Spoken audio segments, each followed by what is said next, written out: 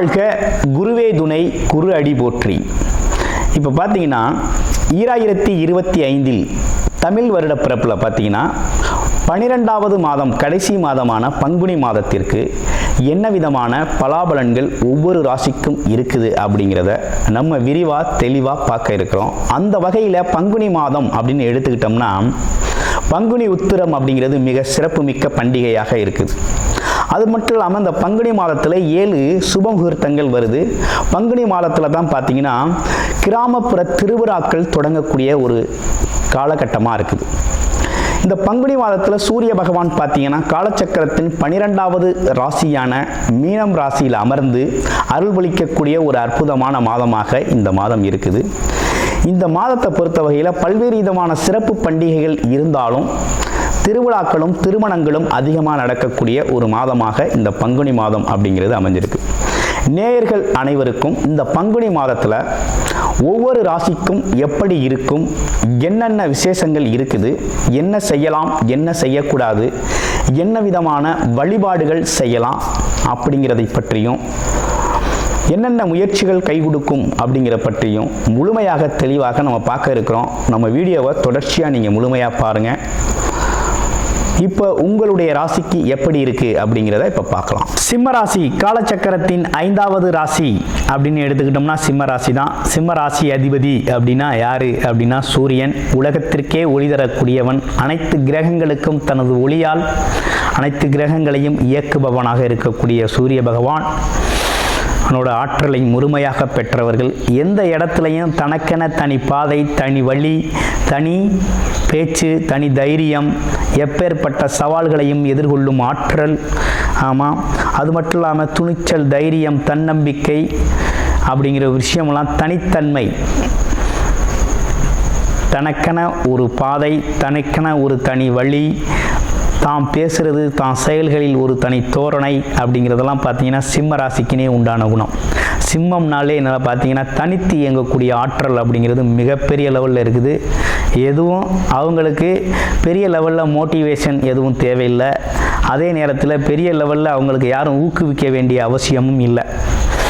Self motivated person அப்படின்னு கேட்டோன்னா நம்ம சிம்மராசி அன்பர்கள் தான். எப்பேற்பட்ட சவால்களையும் ரொம்ப இலகுவாக கையாளுறது, எப்பேற்பட்ட பிரச்சனைகளையும் ரொம்ப ஈஸியாக எடுத்துக்கிறது. ஆமாம், தைரியம், தன்னம்பிக்கையாக பேசுறது. ஆமாம், தொழிலை நேர்த்தியாக செய்கிறது. கமிஷன் தொழிலெலாம் நச்சுன்னு பேசுறது. இந்த ரியல் எஸ்டேட் புரோக்கர்ஸ் எல்லாம் சிம்மராசிக்காரங்க இருந்தாங்க அப்படின்னா கட் அண்ட் செட்டாக அக்யூரேட்டாக டக்குன்னு பேசி அதை முடிப்பாங்க. முடித்த கையோடு எல்லா விஷயத்தையும் முடிச்சு செஞ்சுருவாங்க. அந்த மாதிரி கொஞ்சம் நறுக்குன்னு பேசக்கூடிய ஒரு தன்மை அப்படிங்கிறது பார்த்திங்கன்னா நம்ம சிம்மராசிக்குனே உண்டான ஒரு குணம். அது மட்டும் இல்லாமல் எவ்வளவு அலைச்சல் திருச்சல் இருந்தாலும் அதை பற்றிலாம் ஒன்றும் பெருசாக கவலைப்படாமல் தன்னோட முயற்சியை தொடர்ச்சியாக செய்யக்கூடியவர்கள் சிம்மராசி அன்பர்கள்.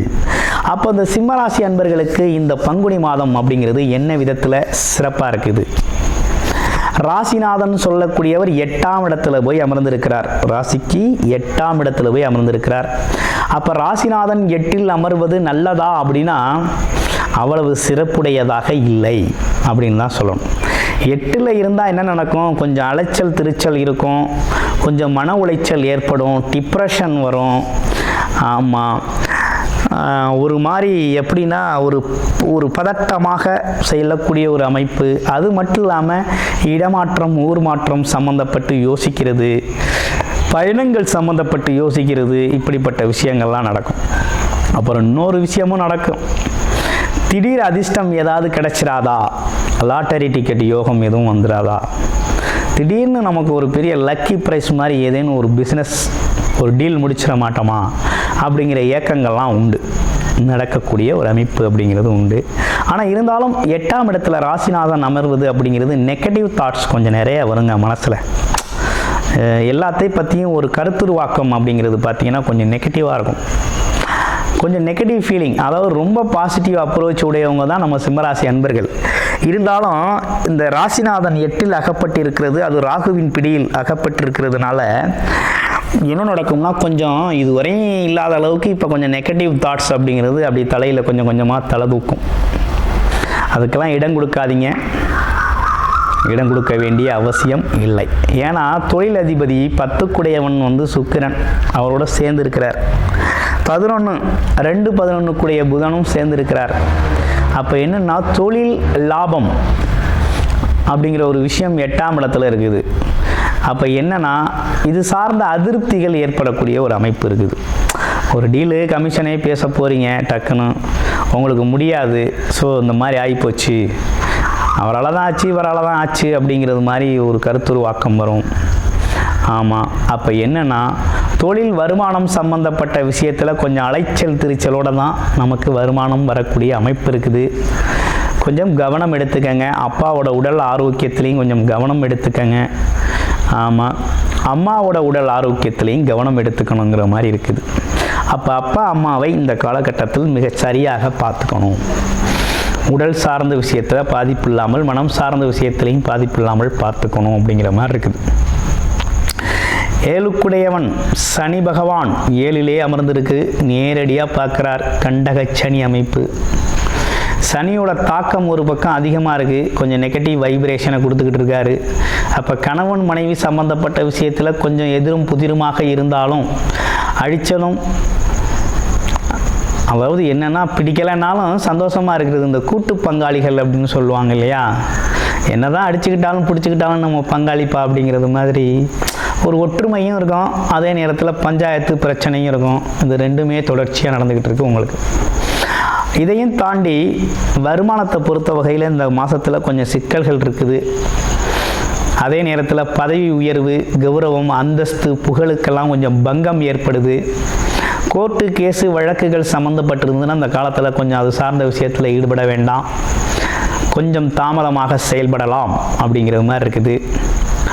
ஆமாம், 9க்குடைய பாக்யாதிபதி 11ல் இருக்கிறதுனால என்னதான் நடந்தாலும் எது எப்படி இருந்தாலும் நமக்கு சேர வேண்டிய விஷயம், நம்ம வாழ்க்கையில் நடக்க வேண்டிய நல்ல விஷயம் அப்படிங்கிறது நல்லபடியாக நடக்கும். அடிப்படை அப்படிங்கிறது ரொம்ப நல்லா இருக்குங்க, நல்லபடியாக இருக்கும். நமக்கு வர வேண்டிய வருமானம் வரும், நமக்கு வர வேண்டிய அதிர்ஷ்டம் அப்படிங்கிறது வரும். திடீர் தன லாப வரவு அப்படிங்கிறது உண்டு.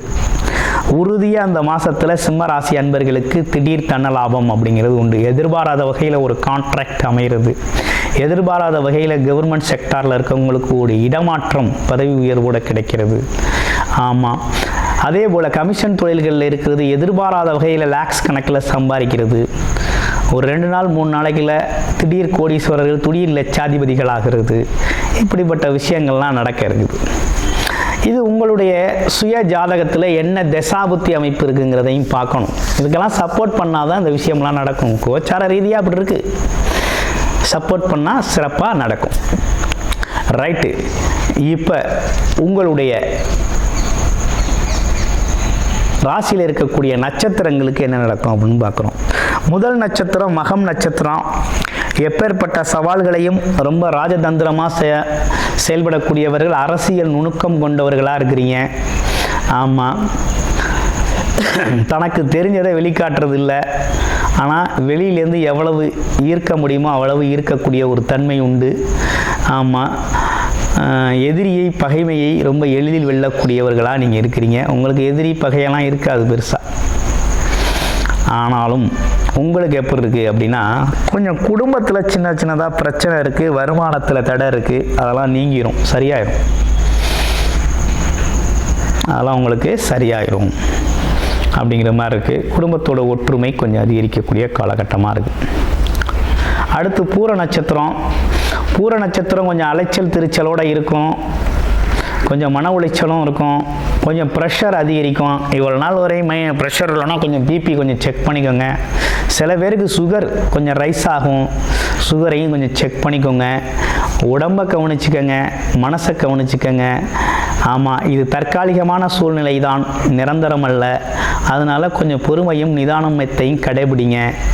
ஆமாம், குடும்ப உறுப்பினர்கள்ட்ட கொஞ்சம் உங்களோட ப்ரெஷர் டிப்ரெஷன்லாம் காமிக்காதீங்க. தொழில் மற்றும் வேலை சம்பந்தப்பட்ட விஷயங்களில் இருக்கக்கூடிய இடர்பாடுகளை சொல்லி, இடர்பாடுகளை மைண்டில் வச்சு குடும்ப உறுப்பினர்களில் எதுவும் கோபத்தை வெளிக்காட்டுறது அப்படிங்கிற ஒரு விஷயம்லாம் வேண்டியதில்லை.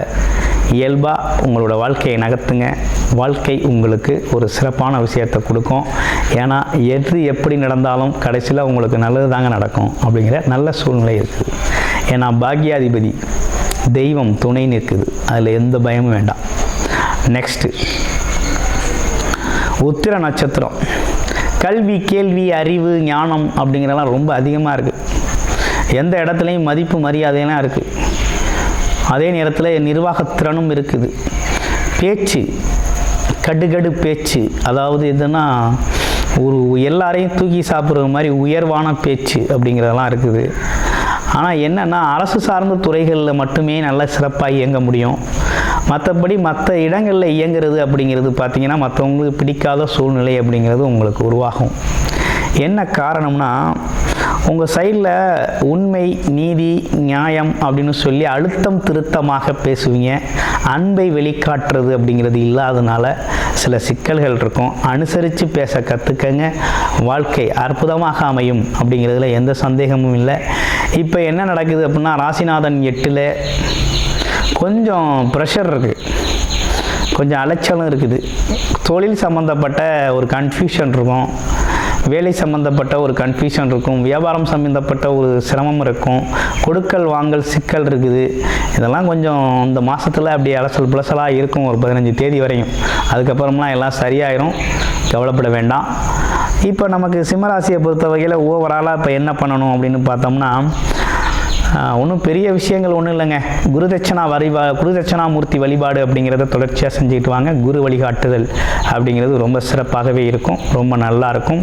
குருதட்சணாமூர்த்தி மகாலட்சுமி வழிபாடு அப்படிங்கிறது மிகப்பெரிய முன்னேற்றத்தை தரக்கூடிய வகையில், மகிழ்ச்சியை தரக்கூடிய வகையில், மனதில் நிம்மதியை தரக்கூடிய வகையில் ரொம்ப சிறப்பாக அமையக்கூடிய ஒரு அற்புதமான அமைப்பு அப்படிங்கிறது ஏற்பட்டிருக்கு. நன்றி, வணக்கம், வாழ்த்துக்கள்.